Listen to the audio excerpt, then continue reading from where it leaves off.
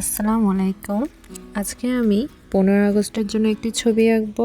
খুবই সহজ আর সিম্পলভাবে আঁকবো। প্রথমে আমি মাথাটা এঁকে নিচ্ছি। উপরের অংশের জন্য একটি বক্স করে নিব। তোমরা অনুমান করে উপরের সাইড আর নিচের সাইডের জন্য বক্স করে নিবা। বক্স করে নেওয়ার পর আমি মাথাটা এঁকে নিব। মাথার শেপটা এঁকে নেওয়ার পর আমি কলার দিয়ে হাতটা দিয়ে দিব।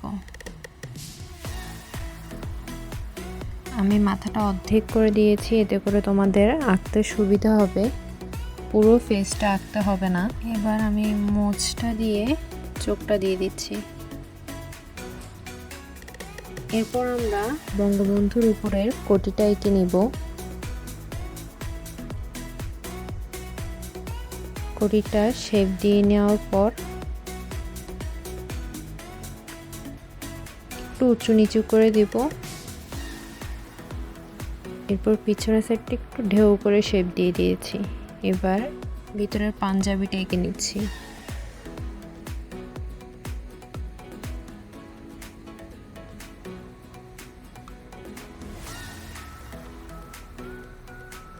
এবার পাগুলো একটু আঁকবো। পাটা সোজা দাগটা দিয়ে একটু উপর দিকে উঠিয়ে দিয়েছি, যাতে নিচে এই জিনিসটা বোঝা যায় এজন্য।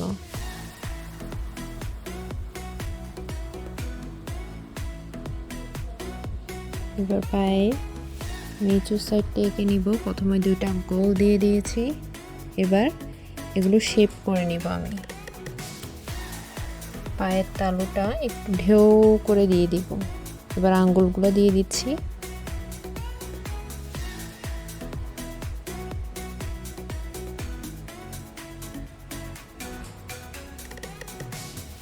তোমরা এই ছবিটা বিভিন্ন কম্পিটিশনের মধ্যে আঁকতে পারো। খুবই সহজ আর সিম্পল সিনারিটা দিব। তোমরা চাইলে সিঁড়িগুলো স্কেল দিয়েও আঁকতে পারো।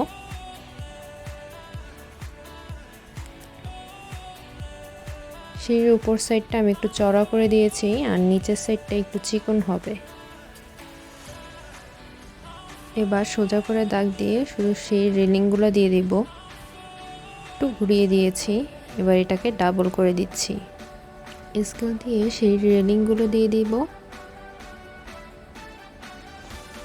শুধু স্কেল দিয়ে আমি সোজা সোজা দাগ দিয়ে দিচ্ছি। এখন বঙ্গবন্ধু শেখ মুজিবুরের চশমাটা আঁকছি। একদম সহজভাবে দেখিয়ে দিচ্ছি তোমাদেরকে। এবার পিছনে আমি আরেকটি মানুষ দিব।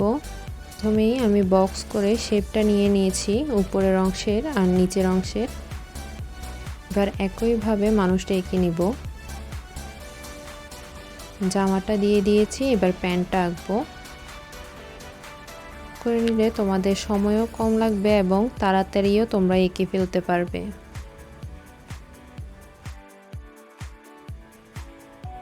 হাতগুলো দিয়ে দিয়েছি। এবার আমি একটু রক্তের শেপটা দিয়ে দিব। এবার রুমের শেপটা দিয়ে নিচ্ছি। এখানে একটা দরজা এঁকে নিব।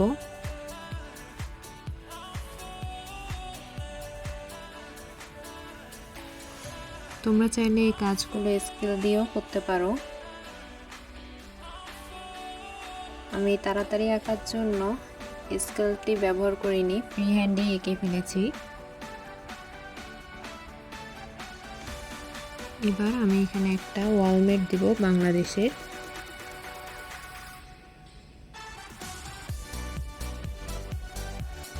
স্কেলটা বাঁকা করে ধরে শুধু আমি টাইলসের দাগগুলো দিয়ে দিব। গ্যাপটা একটু বেশি বেশি দিছি। আর আমি দূরের সাইডটা একটু ছোট করে দিব। সামনের সাইডটার বড় হবে, পিছনের সাইডটার একটু ছোট হবে। এই ছবিটা তোমরা যে কোনো কম্পিটিশনেও আঁকতে পারো। ছবিটা আঁকতে বেশিক্ষণ লাগে না, এই জন্য তোমরা ইজিলি ছবিটা আঁকতে পারো। তোমরা ছবিটা যে কোনো কালার করতে পারো। বাম সাইড থেকে ধরে আমি আবার দাগগুলো দিয়ে দিচ্ছি। স্কেলটা কিন্তু সোজা ধরবে না, বাঁকা করে দিবে।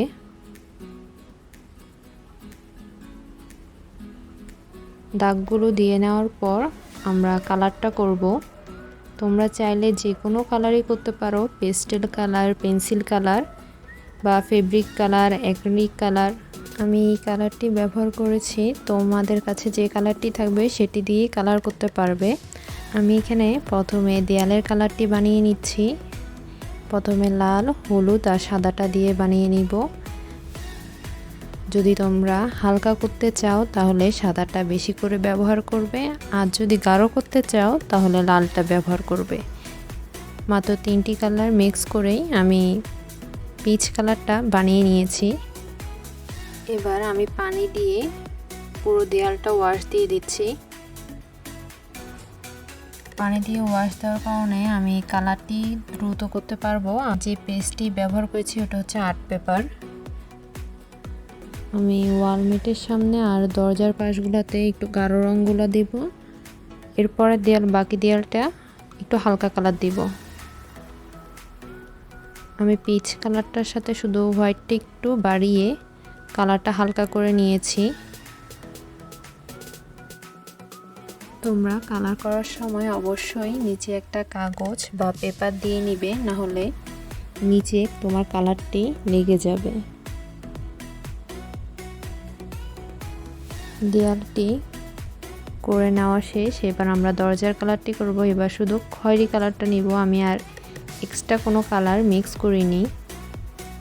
খয়েরিটা দিয়ে পুরো দরজাটা করে নিচ্ছি।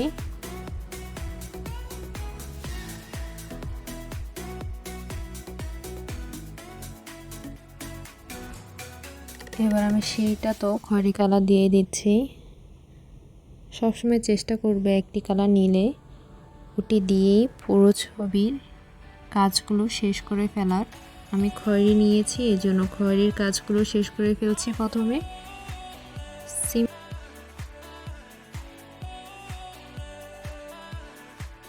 সিম্পল একটা ডিজাইন করে নিয়েছি আমি রেলিংয়ের মধ্যে। পাশে দিয়ে শুধু একটু হোয়াইট দিয়ে দিচ্ছি।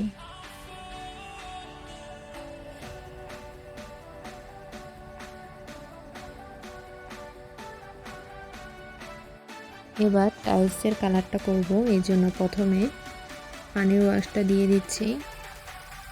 পানির ওয়াশটা দিয়ে দিলে তোমাদের কালার করতে বেশি সময় লাগবে না, খুব দ্রুত কালারটি করতে পারবে। পানিটা যাতে না বেশি দিয়ে দিতে পারবে না, একটু হালকা করে পানি দিবে, না হলে পেস্টটা বেশি ভিজে যাবে, তুমি পরে কালার করতে অসুবিধা হয়ে যাবে। এবার টাইলসের কালার জন্য আমি একটু ব্ল্যাক কালারটা আর হোয়াইটটা মিক্স করে অ্যাশ কালারটা বানিয়ে নিচ্ছি। সাইডটাতে আমি একটু অ্যাশটা বেশি দিব, দূরের সাইডটাতে কম দিব।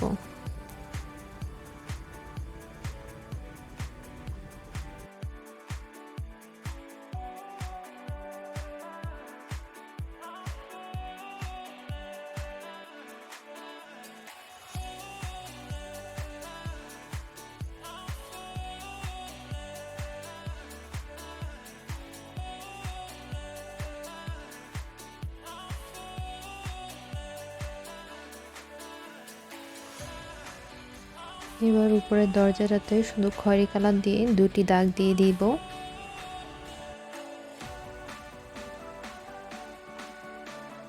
সিঁড়ির উপরের সাইডটাতে আমি একদম হালকা কালার দিয়েছি, অ্যাশ কালারটা দিয়ে।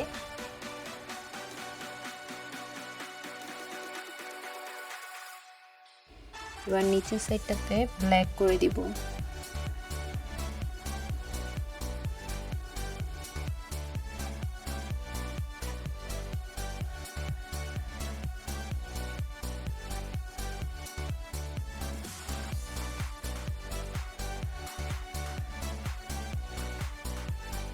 আমি ব্ল্যাকের কাজগুলো করে ফেলবো, এই জন্য দেয়ালের নিচের সাইডের ব্ল্যাকটাও করে নিচ্ছি।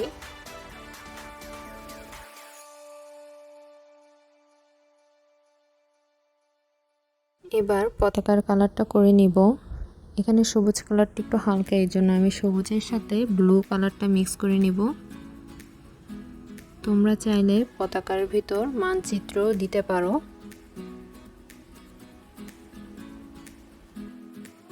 এবার পতাকার ভিতরের অংশ রেড কালারটা দিয়ে দিচ্ছি। দেয়ালের জন্য আমি যে পিচ কালারটা বানিয়েছিলাম ওই কালারটা দিয়েই আমি পেজের কালারটা করে ফেলবো। সাথে একটু হোয়াইটটা দিয়ে দিচ্ছি।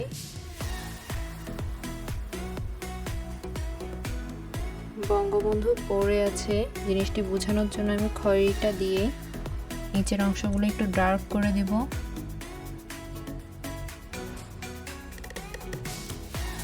খয়েরি কালারটা দিয়ে আমি উপর দিয়ে শুধু একটু ব্ল্যাকটা দিয়েছি। এবার পানি দিয়ে ওয়াশ দিয়ে দিলাম। সেম ভাবে আমি পিছনের মানুষটার ক্ষেত্রেও করব একই কাজ। এবার ডিরেক্ট হলুদ কালারটা দিয়ে দিব জামার উপরের সাইডটাতে। এরপর প্যান্টের কালারটা করে নিব ব্লু দিয়ে, শুধু পানি দিয়ে ওয়াশ দিয়ে দিয়েছি। এবার চুলটাতে ব্ল্যাক করে নিচ্ছি।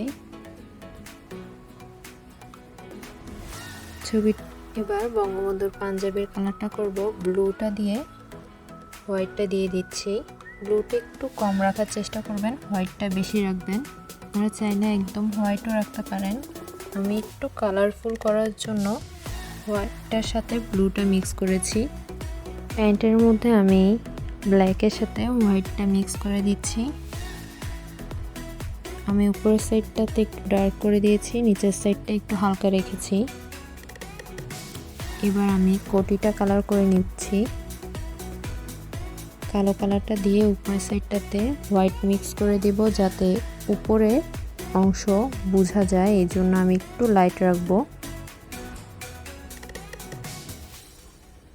তোমরা যদি লাইট রাখতে অসুবিধা হয় তাহলে তোমরা পুরো ব্ল্যাক করে দিবে, কোনো সমস্যা নেই।